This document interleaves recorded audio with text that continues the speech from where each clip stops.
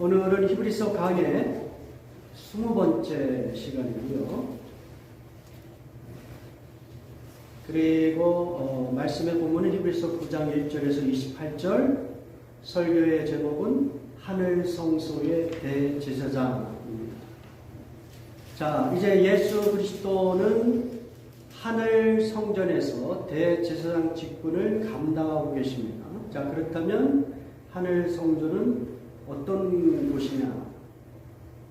네, 오늘 이 9장에서는 옛 언약에서 보여준 그 땅에 있는 성전을 이야기하고, 그 다음에 새 언약에서의 하늘 성전을 대조하면서 하늘 성전의 탁월함을 설명하고 있습니다.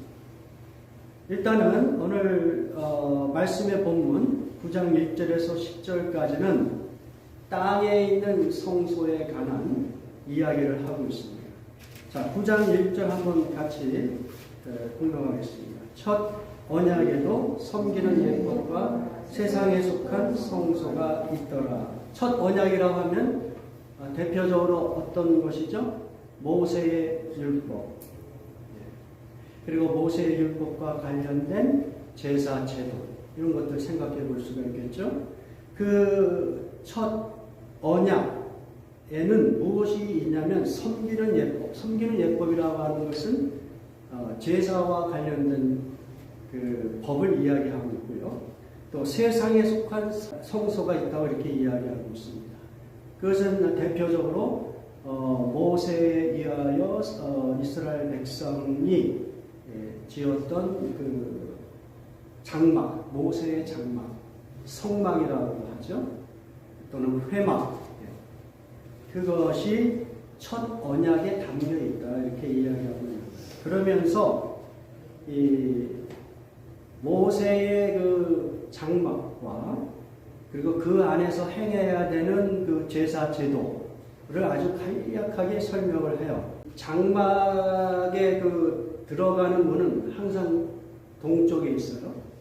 동쪽으로 어떻게 들어와요? 그러면 들어오자마자 그 장막의 뜰이 나타납니다. 그 뜰에는 짐승을 잡을 수 있는 그런 제단이 있고요. 희생제물을 죽일 수 있는 그런 제단이 있고, 그리고 제사장이 이제 손을 닦을 수 있는 물두덩이가 있죠. 그리고 바로 그 앞에는 무엇이 있냐면 우리가 흔히 얘기하는 성소가 있습니다. 성소. 이거는 이제 장막이라고 표현할 수도 있고요. 그런데 어떻든 그 성소는 두 개의 룸으로 되어 있어요. 두 개의 룸으로 되어 있는데 그것을 2절에서는 예비한 첫 장막이 있고 이렇게 표현합니다. 그러니까 이제 제사장이 손을 닦고 처음에 맞이하는 휘장이 있는데 그 휘장을 지나 들어가면 그게 이제 첫 번째 장막이 되는데, 우리가 그 장막을 흔히 성소라고 이야기한다. 영어식 표현으로 이야기하는 holy place다, 이렇게 이야기하고 있어요. 그리고 그 안에는 무엇이 있다고 해서 2절에 보면 등잔대와 진설병이 있다. 등잔대, 7개의 갈래로 이렇게 뻗은 그 촛불을 이야기하고 있죠. 그것이 이제 요한계시록에서는 7 촛대를 예수님께서 보여주시면서 그것이 무엇이라고 이야기해요? 7 교회다, 이렇게 말씀하시죠. 그래서 이 촛대는 교회를 상징하기도 하고, 또 교회가 세상에 빛 된다는 것, 또 하나님이 또한 빛이시라는 것, 여러 가지를 이 촛대 속에서 우리가 생각해 볼 수가 있고요. 그 다음에 진설병이 있죠. 이것은 12개의 떡으로 이렇게 진열이 되어 있는데, 그것은 예수님께서 요한복음에서 뭐라 그랬어요? 내가 생명의 떡이니. 그러니까 이 떡은 생명을 이야기하기도 하고, 또한 12개의 그 떡이기 때문에 그것은 하나님의 백성들을 또 상징하는 그러한 내용이 되겠습니다. 그리고 일반적으로 우리가 알고 있는 이 성소에는 무엇이 또 있냐면 향단이 있습니다. 향단. 히브리서 9장 4절에서는 이 금향료가 담긴 그 단이 지성소 안에 들어가 있는 걸로 표현되어 있지만 이 부분은 출애굽기에 나와 있는 그 지성소와 성소에 설명하는 과정 속에서 좀 정확하지 않은 부분들이 있어요. 그래서 여기에 대한 여러 가지 이야기들이 있는데 그것을 생략하고 일단은 오늘 그 본문에 나와 있는 것을 그냥 따르기로 하겠습니다. 일반적으로 우리가 알고 있는 내용은 뭐냐면 홀리 플레이스 안에 향단이 있다 이렇게 알고 있습니다. 근데 이 향단은 보통 두 번째 방이 이제 지성소인데 지성소에 들어가기 위한 그 커튼이 있단 말이에요. 두 번째 커튼이 있는데 그 커튼 바로 그 앞에 이렇게 놓여 있어요.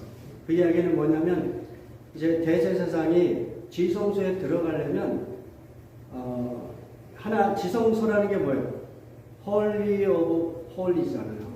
그러니까 가장 거룩한 곳이니까 아무리 대제사장이 동물의 피로 속죄를 했어도 뭔가가 부족한 거예요, 항상. 그러니까 그 자기의 부족함을 가리기 위하여 이 향불이 자기의 몸을 이렇게 덮을 정도로 자기를 가리는 그런 의미로 해서 들어가려면 이렇게 향을 몸에 이렇게 두르는 식으로 해서 들어가는 것이죠. 그만큼 지성소에 들어가는 것은 아주 엄격하게 거룩함을 요구하고 있는 것입니다. 그래서 어떻든 첫 번째 그 장막이라는 것은 성소를 가리키고 있고, 그 다음에 3절에 보면 또 둘째 시장되어 있는 장소를 지성소라 이야기합니다. 그러니까 두 번째 커튼이라는 얘기죠. 두 번째 커튼을 열고 들어가면 두 번째 방이 있고 그것이 지성소다. 지성소라는 말이 왜 나왔을까요? 무엇을 상징하기 때문에 그 두 번째 방에는 어떤 일이 일어나기 때문에 하나님의 임재를 상징합니다. 그러니까 하나님의 임재가 있는 곳이기 때문에 그것은 지성소가 됩니다. 그것을 상징하는 방이랍니다. 그래서 그 지성소 안에는 언약궤가 있고요. 그리고 그 언약궤에는 만나를 담은 금항아리, 아론의 쌍난 지팡이, 또 이 언약의 돌판, 모세가 받은 십계명 돌판이 있다 이렇게 표현하고 있는 것이죠. 그 다음에 5절에서 보면 그 위에 속죄서를 덮는 영광의 그룹들이 있다 이렇게 되어 있어요. 그래서 그 위라고 하는 것은 속죄 그 언약궤를 덮고 있는 그 카바 뚜껑을 얘기해요. 근데 그 두 번째 그림을 한번 봐주세요. 이게 이제 언약궤고요. 언약궤를 덮고 있는 뚜껑이 저렇게 되어 있어요. 근데 이 뚜껑은 무엇으로 이렇게 조각이 되어 있냐면 천사로 여러 우리가 알고 있는 스랍이라든지 그룹이라든지 이런 천사의 종류들이 있잖아요. 그 중에 그 하나님을 호위하고 하나님의 명령을 쫓아서 어디든지 그 심부름을 하는 그러한 천사의 종류 중에 그룹이 있단 말이에요. 그 그룹이 날개를 이렇게 펴서 이 언약궤를 이렇게 덮고 있는 그런 형상을 하고 있다는 것이죠. 그러니까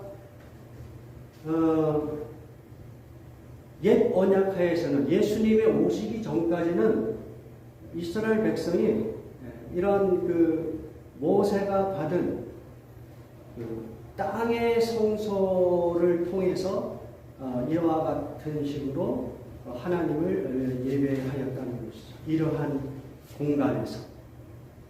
구체적으로 어떻게 그러면 예배를 드렸느냐 했을 때 6절에 이렇게 이야기하고 있어요. 이 모든 것을 이같이 예배하였으니 제사장들이 항상 첫 장막에 들어가 섬기는 예식을 행하고, 아까 이 첫 장막이 뭐라 그랬어요? 성소라고 했어요. 그러니까 이 성소에는 제사장들이 아침과 저녁에 들어갈 수 있어요. 매일같이.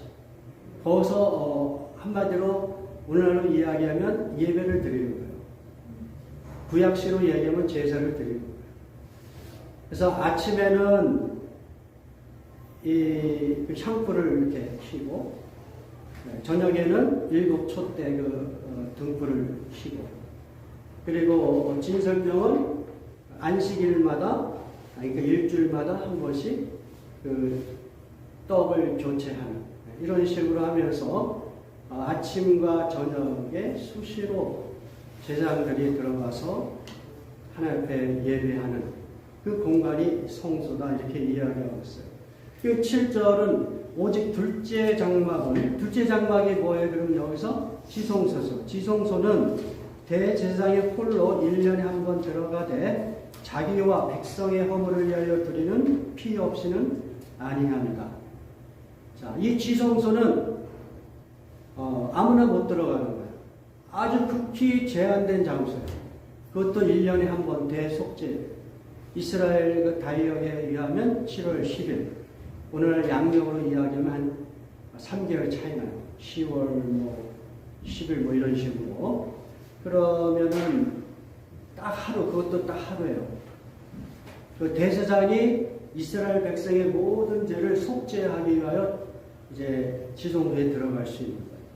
근데 들어가는데 그냥 못 들어가요. 대제사장은 먼저 자기와 자기 가족의 죄를 속죄하는 제물의 피로, 그러니까 이 소를 수송 이 가지를 죽여가지고 그 피를 가지고 이제 지성소에 들어가는 거예요. 그래서 지금 천사들이 이렇게 조각된 그 뚜껑 있잖아요. 그것을 시운소라고 이야기하거든요. 거기에다가 백성, 자기 대제사장과 그 가족의 죄를 위하여 속죄하는 의미로 그 피를 거기에 뿌리는 거예요. 원래 속죄라는 단어의 리터럴 미닝은 덮는다는 뜻이 있거든요. 그러니까 죄를 덮어주는 의식이에요. 그거를 시은소에서 이렇게 피를 뿌리는 것이죠. 자, 그리고 이제 그렇게 해서 하나님께서 이 대제사장의 죄를 용서하신 그 결과는 뭐냐면 무사히 그 지성소에서 나오신, 만약에 하나님께서 형식적으로는 모든 그 제사의 절차를 잘 했다 하더라도 하나님 보시기에 뭔가 부정한 것이 발견이 되면 이 대제사장은 그냥 지성소에서 죽을 수밖에 없습니다. 그러다 보니까 그런 그 규례가 생기잖아요. 이 대제사장이 들어갈 때는 방울 소리가 나는 그것을 달고 들어가는 거예요. 그래서 바깥에 있는 제사장들이 듣는 것이죠. 이 대제사장이 움직이고 있는 동안은 살아있는 것이고, 그리고 하나님께서 그들의 속죄의 제사를 받으신다는 것을 깨닫는 것이죠. 그런데 방울 소리가 안 들려. 그건 뭐예요? 하나님께서 심판하셔서 그 죄 때문에 이 대제사장이 죽었다는 것을 사람들이 확인하는 것이죠. 이런 식이 될 정도로 이 지성소는 매우 제한되고 그리고 거룩한 곳이다. 그렇게 해서 먼저 제사장이 자기의 죄를 속죄한 다음에 다시 나와서 이제 이스라엘 백성의 죄를 위하여 또 희생제물을 잡는 것이죠. 그것이 이제 숫영소예요. 제사장을 위해서는 소가 죽었다면, 그리고 이 백성들을 위해서는 염소를 죽여서 염소의 피를 가지고 다시 지성소에 들어가서 속죄 제사를 드리는 것입니다. 자, 이런 식으로 이 지성소는 매우 제한되어 있다. 자, 이렇게 보니까 그 7절에 그렇게 되어 있는 것이죠. 둘째 장목은 대제사장이 홀로 1년에 한 번 들어가되 자기와 백성의 허물을 위하여 드리는 피 없이는 아니하리. 왜 피가 있어야 돼요? 이스라엘 백성의 죄를 커버, 속죄하기 위해서. 피 없이는 속죄함이 없다라는 말이 이런 데서 나오는 것이죠. 9장 22절에 그렇게 되어 있어요. 율법을 따라 그의 모든 물건이 피로써 정결하게 되나니 피 흘림이 없은즉 사함이 없느니라. 왜냐하면 피는 생명을 대표하는 그러한 상징적인 메시지가 있잖아요. 그러니까 너희들은 그 부정함으로, 죄악으로 죽을 수밖에 없는 존재인데 하나님께서 그들의 죄를 용서하십니다. 그들의 죄를 커버하셔서 덮어주셔서 너희들의 죄를 용서하시겠다. 이런 메시지가 이 피 흘림에 담겨있는 메시지인 것이죠. 자, 여기서 재미나는 것은 뭐냐면 구약 시대에는 바로 이 성막에 보통 사람들은 들어갈 수 있어요, 없어요?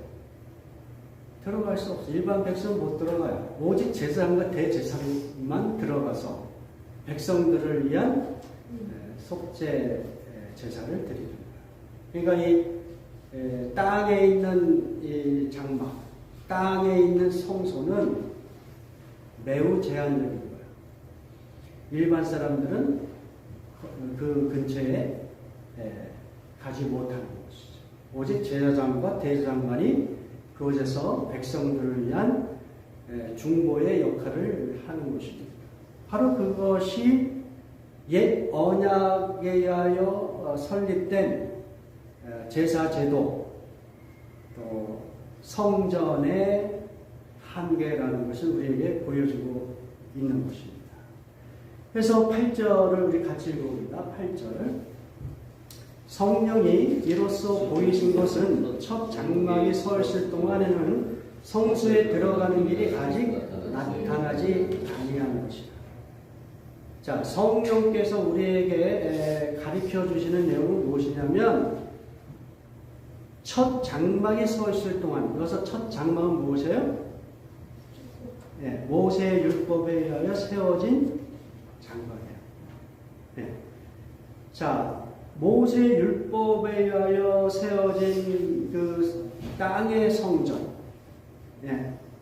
그 성전이 있는 동안에는 성소에 들어가는 길이 나타나지 아니하는 것이다. 이렇게 되어 있어요. 무슨 이야기냐면 여기서 성전은 무엇을 가리키냐면 하늘 성전을 이야기하고 있어요. 하늘 성전. 하늘 성전. 네? 그러니까 그 이야기를 하고 싶은 거예요. 옛 언약과 그리고 거기에 의하여 설립된 성전, 그리고 제사, 예배, 이런 것이 있는 동안에는 사실은 어떤 길이 막혀 있어요? 하늘 성전에 들어가는 길이 막혀 있었다. 그것을 성령이 우리에게 가르쳐 준다. 이렇게 이야기하고 있는 것입니다. 자, 그러므로 9절에 이 장막은 현재까지의 비유다. 이 장막이 뭐예요? 모세의 율법에 세워진 성전은 현재까지의 비유다. 여기서 현재까지가 뭐겠어요? 예수님이 이 땅에 오시는 그날. 이미 예수님이 오셨어요. 이 히브리서를 읽어보는 히브리 공동체 입장에서는 이미 예수님이 오신 것이죠.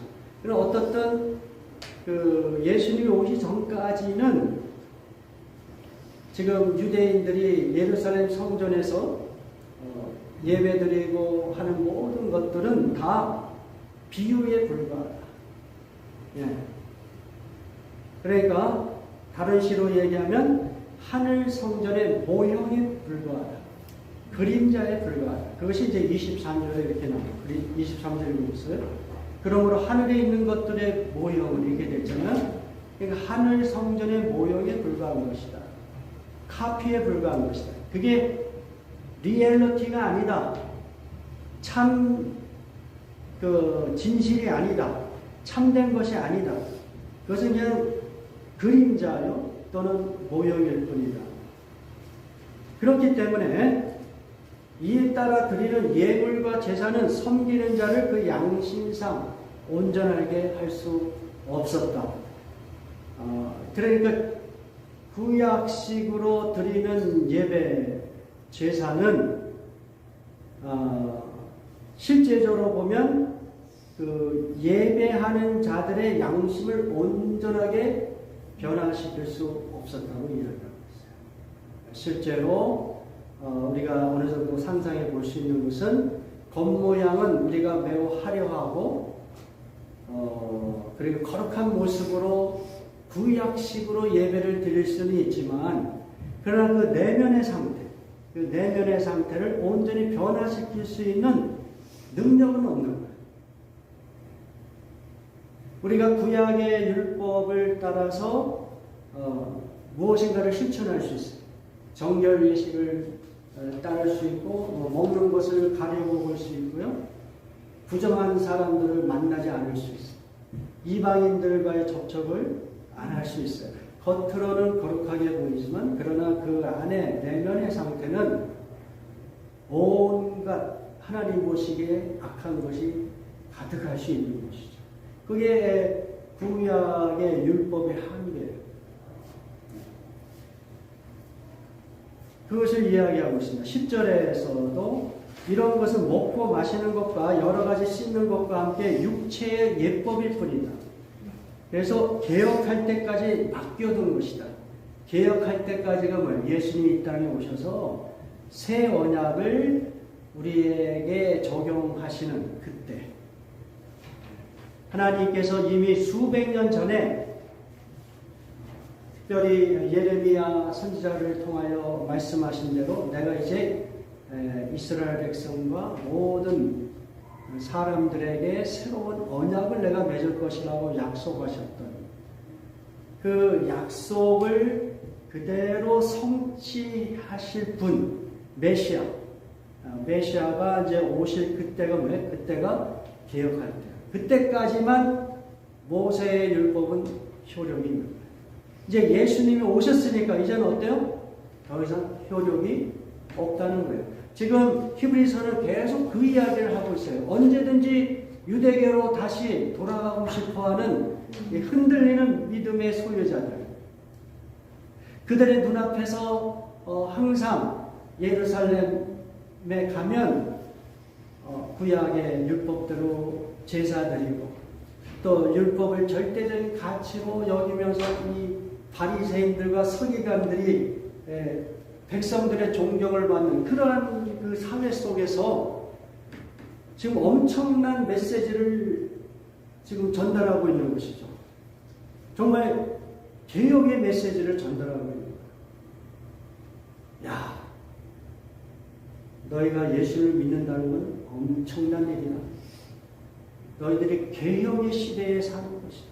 이미 그 개혁할 때는 예수 그리스도를 통하여 이미 임하였다. 이제 너희는 개혁의 자녀다. 개혁의 시대에 살고 있는 개혁의 자녀다.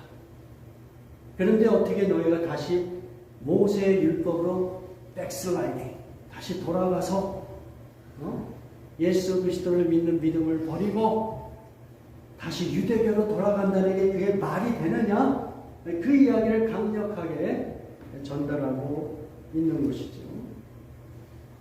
자, 여기까지가 이제 구약의 율법에 의거한 땅의 성전과 그리고 제사 제도에 관한 설명이라면, 이제 11절부터는 하늘 성전에 대하여 이야기합니다. 11절에 언어 성경을 보면은 그리고로 대라는 단어를 써요. 대라는 이야기는 벗이라는, 그러나, 그러니까 지금까지의 이야기를 반대로 전환시키는 메시지를 이제 증거하기 위하여 그러나라는 단어를 사용하면서 11절이 시작되는 것입니다. 11절 같이 읽어봅니다. 그리스도께서는 장래 좋은 일에 대제사장으로 오사 손으로 짓지 아니한 것 곧 이 창조에 속하지 아니한 더 크고 온전한 장막으로 말미암아. 자, 12절도 같이 읽어봅니다. 염소와 송아지의 피로 하지 아니하고 오직 자기의 피로 영원한 속죄를 이루사 단번에 성소에 들어가셨느니라. 자, 예수 그리스도는 장래 좋은 일의 대제사장으로 오셨다는 거예요. 여기서 장래 좋은 일이라는 이야기는 예수님이 오기 전까지의 사람들에게는 장래일이 되는 거겠죠. 다시 이야기하면은 그 새 언약에서 약속한 더 좋은 일들, 그 일들을 실제적으로 실현시키실 그런 대제사장으로 예수님이 오셨다. 그리고 그 예수님은 손으로 짓지 아니한 것, 곧 이 창조에 속하지 아니한 더 크고 온전한 장막을 통과하셨다. 이렇게 이야기하고 있어요. 자, 손으로 짓지 아니한 것, 곧 이 창조에 속하지 아니한 더 크고 온전한 장막이 뭐예요? 하늘 성전이겠죠. 하늘 성전. 지금까지는 땅의 성전에 대해서 우리가 생각했지만, 이제는 예수 그리스도께서 대제사장직을 어디에서 행하시냐? 하늘 성전에서 행하신다. 그런데 이 재미난 표현이 무엇이냐면, 온전한 장막으로 말미암아라는 이 전치사 말미암아를 디아라는 단어를 사용하였고요. 그것은 이런 것이 통과하다. through. 하늘들을 통과하는 것. 예, 을 표현할 때 사용하였던, 우리가 그것을 한번 생각해 볼 필요가 있어요. 무슨 이야기냐면, 자, 히브리서 4장 14절 한번 읽어보세요. 4장 14절. 히브리서 4장 14절. 같이 보는 겁니다. 그러므로 우리에게 큰 대제사장이 계시니 승천하시는 이 곧 하나님의 아들 예수시라. 우리가 믿는 도리를 굳게 잡을지어다. 자, 예수 그리스도가 대제사장이라고 말씀하시면서 그분은 어떤 대제사장이냐? 승천하신 분이다. 이렇게 되어 있어요. 근데 이게 언어적으로면 지금 영어 성경에서 그걸 지금 NIV는 제대로 표현을 못하고 있는데, 언어 성경을 보면 He has passed through the heavens예요. 하늘들을 통과하신 분. 우리나라 성경에서는 그냥 승천하신 이 이렇게 되어 있는데, 그게 아니라 그 대제사장으로 사용하시는 예수님 어떤 분이냐? 하늘들을 통과하신 분이다. 이렇게 표현되어 있어요. 왜냐하면 유대인들의 사고 속에서 하늘은 그냥 단순히 하늘이 아니거든요. 여러 층으로 되어 있는 하늘들입니다. 그렇죠? 예. 그러니까 고린도후서에서 보면 사도 바울은 그 하늘을 3층 천이라고도 표현을 했잖아요. 그러니까 하나님과의 그 교제를 설명할 때 하늘이 마치 3개 단계로 있는 것 같이, 우리가 정확하게 알지는 못하지만, 그래서 성경은 여러 곳에서 하늘을 복수로 사용해요. 창세기 1장 1절에서도 하나님이 천지를 창조하셨다. 여러분 영어 성경 보면 이 하늘이라는 것이 다 복수로 되어 있습니다. 물론 어떤 곳에서는 단수로도 되어 있지만 자, 그런데 그 백그라운드 속에서 이제 11절 말씀을 우리가 생각해 볼 수 있는 것이죠. 하늘 성전을 통과하셨다. 이게 말미암아라는 얘기는 뚜루라는 단어에서 온 거거든요. 그러니까 아까 그 히브리서 4장 14절에 그 하늘들을 통과하셨다. 이 이미지를 여러분이 생각해 보면 될 것이고요. 자, 그 다음에 12절에서도 오직 자기의 피로 영원한 속죄를 위해서 단번에 어디에 들어가셨어요? 성소에 들어가셨다. 여기 성소에 들어가셨다. 이 성소가 뭐예요? 지성소. 누구? 하늘 성전을 얘기합니다. 하늘 성전. 하나님이 계신 곳이 이제 하늘 성전 아니겠어요? 그러니까 그 하늘 성전에 들어가셨다. 그러니까 이렇게 예수 그리스도는 하늘 성전에 계신 분으로 표현을 하고 있어요. 자, 히브리서 9장 24절을 읽어봅니다. 9장 24절 시작. 그리스도께서는 참 것의 그림자인 손으로 만든 성소에 들어가지 아니하고 바로 그 하늘에 들어가사 이제 우리를 위하여 하나님 앞에 나타나셨다. 자, 여기서는 어떻게 예수님이 이 지상에 있는 땅의 그 장막 성전에 들어간 것이 아니라 우리 예수님은 그냥 하늘에 들어가신 분이다. 이렇게 표현을 했죠. 여기서 하늘이 뭐겠어요? 지성소죠. 그러니까 하나님이 계신 곳. 다른 이야기로 하면 하나님 우편에 앉아 계셨다. 이게 다 연결이 되는 그런 말씀이죠. 자, 그러면 예수님께서 왜 그렇게 하늘 성전에 들어가셨대요? 예? 왜 하늘 성전에 들어가셨대요? 24절에 뭐라 그랬어요? 우리를 위하여, 예수 그리스도를 믿는 자를 위하여 하나님 앞에 나타나셨다. 하나님 우편에 계신다는 말과 다 같은 것입니다. 하늘 성전에 계신다는 것은 다 그런 맥락 속에서 이해할 수가 있는 것입니다. 그러니까 예수님이 왜 하늘 성전에 계셔? 무엇 때문에? 우리 때문에. 우리를 구원하시고.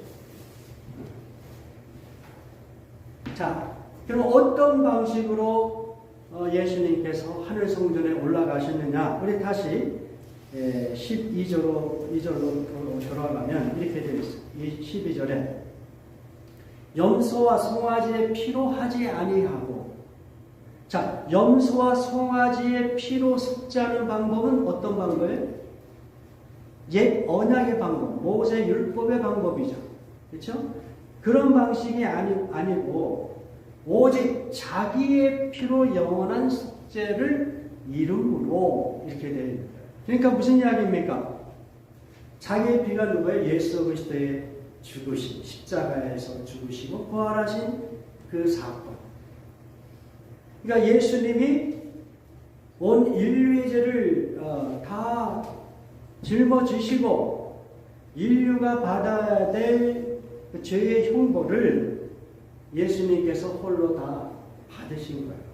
하나님의 공의의 성품에 의하여 예수님께서 인류의 죄를 예수님께 다 물으신 거예요.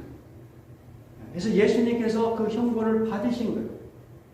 인류의 죄의 형벌. 그래서 그분은 희생 제물이 되셨어요. 다른 이야기로 이야기하면 피스 오브, 화목 제물이 되셨어요. 그래서 예수님의 그 피가 어떤 효력이 있냐면 영원한 속죄를 이루셨다. 예수님의 피는 옛 언약의 그 동물들의 피하고 본질적으로 전혀 차원이 다른 그 피예요. 옛 언약의 피는 어떤 거예요? 동물들의 피는 그 당시 제사 드릴 때는 그 죄를 커버할 수는 있었지만 그 다음에 제사를 드리고 난 다음에 어떻게 해요? 또 다시 죄를 짓잖아. 그러면 또 그 죄를 위하여, 그 죄를 커버하기 위하여 또 희생제물을 드려야 됩니다. 그것도 모자라서 1년에 한 번 온 백성들의 죄를 위하여 속죄 제사를 드려야 되는, 그렇게 불완전하고 반복하여 드려야 되는 제사였다. 그런데 예수님의 피는 그렇게 반복적으로 드리는 속죄를 위한 피가 아니에요. 여기서 뭐라 그랬어요? 영원한 속죄를 이루는 것이다. 더 이상 예수님이 계속해서 피를 흘려야 되는 그런 속죄가 아니라 예수님은 단 한 번의 죽으심으로 온 인류의 죄를 속죄하신 거예요. 예수를 믿는 자들의 과거의 죄, 현재의 죄, 미래의 죄까지도 다 담아서 속죄하신 사건이기 때문에 영원한 속죄다 이렇게 표현하고 있고요. 그 다음에 여기 보면은 단번에라는 단어를 사용하고 있어요. 단번에 12절에 영어식 표현으로 once for all. 무슨 이야기냐면 구약의 방식대로 하면 여러 번의 희생제물을 드려야 돼요. 죽는 순간까지. 그렇죠? 수십 번, 수백 번 속죄 제사를 드려야 되는데 그런 방식이 아니라 예수님의 죽으심은 once for all. 2000년 전에 십자가에 못 박혀 돌아가신 예수님의 피는 영원한 효력이 있기 때문에 더 이상의 속죄 제사를 드릴 필요가 없어요. 그래서 예수님이 이렇게 단번에 영원한 속죄를 이루셨기 때문에 예수 그리스도를 믿는 자들에게 어떤 일들이 벌어져요? 예? 그들의 죄가 완전히 제거됩니다.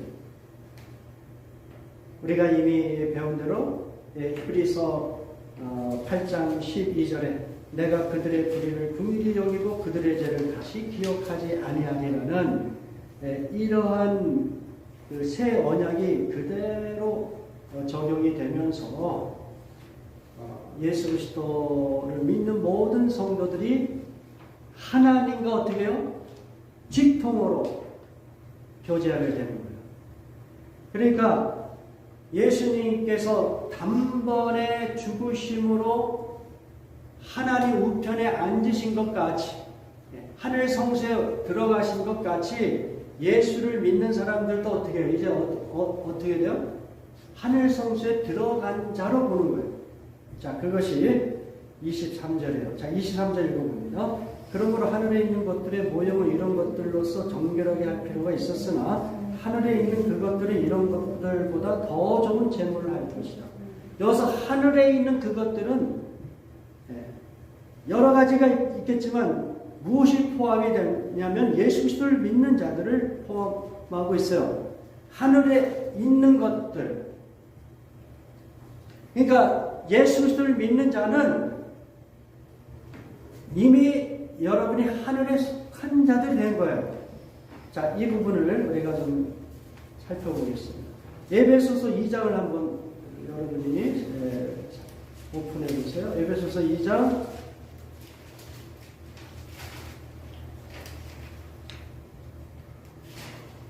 제가 빨리 진행하도록 하겠습니다. 2장 5절부터 읽어봅니다. 시작. 허물로 죽은 우리를 그리스도와 함께 살리셨고 너희는 은혜로 구원을 받은 것이다. 또 함께 일으키사 그리스도 예수 안에서 함께 하늘에 앉히시니 이는 그리스도 예수 안에서 우리에게 자비하심으로써 그 은혜의 지극히 풍성을 오는 여러 세대에 나타내려 함이라.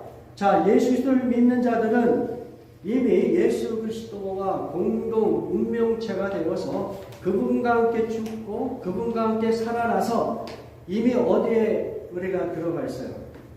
예수 그리스도 안에서 함께 하늘에 들어간 존재로 표현하고 있잖아요. 예? 그러니까 성도들의 정체성을 이야기할 때 단순히 성도들이 땅에 속한 존재가 아니란 말이에요. 하늘에 속한 자가 되는 거예요. 하늘에 속했다는 것은 곧 하늘의 지성소, 하나님이 임재하시는, 하나님이 계신 곳에 여러분이 직통으로 들어간 존재가 됐다는 거죠. 할렐루야! 이게 엄청난 일 아니에요? 여러분, 모세의 장막에서 보면은 그 지성소에 들어갈 수 있는 사람이 극히 제한되어 있잖아요. 대제사 한 명이잖아요. 이것도 1년에 한 번. 일반 사람들은 그냥 그 성막의 뜰에서 예수 그리스도를 믿는다는 것은 엄청난 혁명이 일어난 거예요, 사실. 존재론적으로 보면 여러분 하늘에 속한 자가 되는 것이고 하나님과 직통으로 교제하는 자가 되는 것이죠. 예. 이게 말이 됩니까? 말이 안 되죠. 하나님은 걸어가신데 우리는 부정하고 죄투성인데, 근데 새 언약에 의하여 하나님께서 그 새 언약을 실행하시겠다고 그렇게 어떤 선언하셨기 때문에 예수 그리스도를 믿는 자마다 그 죄를 어떻게 내가 제거해버리고 다시 그 죄를 기억하지 않겠다라고 선언하셨기 때문에 사실은 죄인인데 우리 하나님께서 우리를 그 죄를 어떻게 해요? 이제 로마서에 보면 그것을 관과하셨다. 그냥 하나님께서 니그렉트 해보시고 예수 그리스도의 그 피의 공로를, 그 효력을, 그 권세를 아버지 하나님께서 인정하십니다. 자, 그 다음에 14절 같이 읽어봅니다. 히브리서 9장 14절. 하물며 영원하신 성녀로 말미암아 흠없는 자기를 하나님께 드린 그리스도의 피가 어찌 너희 양심을 죽은 행실에서 깨끗하게 하고 살아계신 하나님을 섬기게 하지 못하겠느냐. 그러니까 예수 그리스도를 믿는 성도들에게 어떤 일들이 일어났냐면 성령으로 말이야. 다시 하면 우리 힘이 아니라는 것이죠. 성령으로 말미암아 흠없는 자기를 하나님께 드린 그리스도의 피가 성도들의 양심을 깨끗하게 하여 하나님을 섬기게 만든다는 거예요. 자, 제가 여러 차례 말씀드린 대로 여기서 이야기하는 양심은 단순히 도덕적이고 윤리적인 것을 판단하는 그런 차원의 양심을 넘어서는 보다 근원적인 인식의 능력을 표현하는 단어라고 여러분에게 말씀드렸어요. 무슨 얘기냐면 여기서 보다 근원적인 인식의 능력, 인식한다는 것은 야훼께서 하나님이라는 것을 인식할 수 있는 능력, 예수 그리스도가 우리의 구세주가 된다는 것을 인식할 수 있는 능력, 성령 하나님을 겸손하게 받아들일 수 있는 그러한 능력을 포함하고 있는 거예요. 그런 더 근원적인 능력이에요. 그래서 여기 보면은 너희 양심을 죽은 행실에서 깨끗하게 한다. 여기서 죽은 행실이라고 하는 것은 하나님을 알아보지 못하고 하나님에 대해 듣기는 하였지만 하나님을 경배하지 않는, 머리로는 알고 있지만 그 하나님에 대하여 열광하지 않는 그러한 양심, 그러한 양심에 의하여 나타난 죽은 행실, 그것이 뭐예요? 이스라엘 백성이 옛 언약에서 보여준 거 아니에요? 그들의 역사 속에서 하나님이 얼마나 그들에게 많은 은총을 베푸셨어요. 그들이 경험한 하나님의 은혜가 크잖아요. 그럼에도 불구하고 그들은 실제적으로 하나님의 율법을 따르지 않았어요. 바로 그 죽은 행실을 하나님께서 변형시키는 거예요. 예수 그리스도를 믿는 자에게. 그래서 예수 그리스도를 믿는 자에게 어떤 일들이 발생하냐면 제가 방금 말씀드린 대로 야훼를 하나님으로 인정할 수 있는, 예수 그리스도를 구세주로 믿을 수 있는 성령 하나님을 의지하여 살아가고자 하는 그러한 인식, 이러한 것들을 우리 안에 만드시는 것이죠. 그래서 이러한 마음으로 결국은 성도들이 어떻게 해요? 살아계신 하나님을 섬기다. 그래서 하나님을 섬긴다는 그 대표적인 행위가 뭐냐면 예배예요. 예배는 모든 것을 이야기해 줍니다. 그런 마음으로 하나님을 예배하라. 그래서 예수님께서 이제 너희가 예배할 때가 오는데 예배는 형식적인 그런 예배가 아니라 어떤 예배요? 동물을 잡아 죽이고 이 장막에 들어가고 이런 예배가 아니라 신령과 진정으로 드리는 예배. 그때가 옵니다. 예수 그리스도를 통해. 오늘 여러분들이 드리는 예배는 신령과 진정으로 드리는 예배가 되는 것을 믿습니다. 그래서 신령이라고 하는 것, 그것은 크게 보면 성령으로라고도 이해할 수가 있고요. 또는 예수 그리스도를 믿는 자에게 거듭나게 하신 그 영이 있거든요. 그러니까 신령과 진정으로 예배할 수 있는 자는 믿는 사람만이 그런 예배를 드릴 수 있다는 거예요. 왜냐하면 성령으로 예수님을 믿는 사람들에게 죽은 영을 살리십니다. 그래서 이 영이 하나님과 교제할 수 있도록, 하나님을 예배할 수 있도록 성령이 그 일을 하시거든요. 그래서 믿는 사람들은 신령과 진정으로 예배할 수 있는 유일한 존재가 됩니다. 자, 이렇게 하늘 성전에 들어가셔서 예수 그리스도가 이 땅에 다시 오시기까지 대제사장의 역할을 하시면서 성도들을 위한 중보자의 역할을 하십니다. 자, 15절 읽어봅니다. 15절. 이로 말미암아 그는 새 언약의 중보자시니 이는 첫 언약 때에 범한 죄에서 속량하려고 죽으사 부르심을 입은 자로 하여금 영원한 기업의 약속을 얻게 하려 하십니다.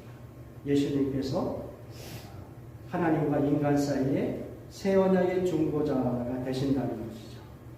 그래서 예수 그리스도를 통하여 하나님이 부르심을 받은 자들을 영원한 기업의 약속을 얻게 하신다는 거예요.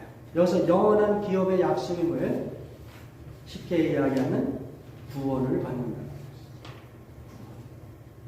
하나님의 나라에 들어가는 구원을 받는다.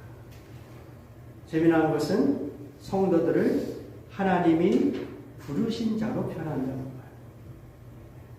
우리가 신학적으로 보면 성도들은 그냥 내 의지로 하나님의 자녀가 되지 않습니다. 하나님을 불러주셔야지 하나님의 자녀가 됩니다. 그것부터가 하나님의 은혜인 것입니다. 이제 마무리 말씀을 하겠습니다. 자, 히브리서 9장 27절에서 28절 같이 봉독합니다. 한 번 죽는 것은 사람에게 정해진 것이요 그 후에는 심판이 있으리니 이와 같이 그리스도도 많은 사람의 죄를 담당하시려고 단번에 부르신 바 되셨고 구원에 이르게 하기 위하여 죄와 상관없이 자기를 바라는 자들에게 두 번째 나타나십니다. 여러분, 모든 인간은 죽을 수밖에 없는 존재라는 것이죠. 그것은 이미 정해져가 있어요. 그 후에 무엇이 있다고요? 심판이 있답니다. 그래서 이 땅에서 여러분이 어떻게 살아가는가가 중요한 거예요. 그 후에는 하나님의 심판이 있다. 자, 예수 그리스도도 죽으셨어요. 그런데 그분의 죽으심은 우리 일반 사람들의 죽음과는 차원이 다르죠. 그분의 죽으심은 많은 사람의 죄를 담당하시려고 죽으셨어요. 모든 사람이라고 표현할 수도 있는데 왜 여기에서 또 많은 사람이라고 이야기했을까요? 사실 예수님의 죽으심은 모든 사람들의 죄를 덮고도 남을 수 있는 충분한 효력과 능력이 있는 그러한 죽음이지만 그러나 예수 그리스도를 믿는 자에게만 허용되는 사제의 은총이 있기 때문에 여기서 많은 사람이라고 표현하고 있는 것이죠. 많은 사람의 죄를 담당하시고 단번에 들으신 바 되었다. 더 이상 구약의 제사제도, 율법은 효력이 없다. 이제 그런 방식으로 예배드리지 말고 이제 새로운 방식, 신령과 진정의 예배를 드리는 그러한 존재로 우리를 이제 부르셨다는 걸 생각해 볼 필요가 있고요. 예수님이 그렇게 우리를 부르시고 이제 하늘 승천하셨어요. 하나님 앞에 나타나셨고 그곳에서 대제사장의 역할을 하세요. 그리고 하나님의 때에 예수님 다시 이 땅에 나타나십니다. 그것이 바로 두 번째 나타나신다는 단어. 예수님이 다시 나타나십니다. 마치 구약의 모세의 율법하에서 이 대제사장이 지성소에서 이 속죄 제사를 성공적으로 무사히 잘 드리고 그리고 커튼을 열고 나왔을 때에 그것을 바라본 제사장과 백성들이 한우성을 치고 하나님께서 우리 죄를 용서하셨구나. 하나님께 감사합니다. 그러한 그림을 우리가 한번 떠올리면서 예수님께서 두 번째 온 세상에 나타나실 그때를 생각해보세요. 다시 이야기는 예수 그리스도께서 온 인류를 위한 그 속죄의 그 행위는 하나님께서 받으신 성공적인 그리고 하나님께서 약속하신 새 언약에 따라 예수 그리스도를 믿는 자들을 온전히 구원하신다는 것을 보증하신 그러한 모습으로 예수님께서 이제 이 땅에 다시 두 번째 나타나실 것입니다. 그때는 왜 두 번째 나타났어요? 죄와 상관없이. 여러분에게 죄를 묻는 것이 아니라 믿는 사람들을 어떻게 해요? 그들에게 선언하신 그 구원을 완성시키기 위하여 이 땅에 다시 오신다고 말씀하고 있는 것입니다. 우리 다 같이 기도하겠습니다.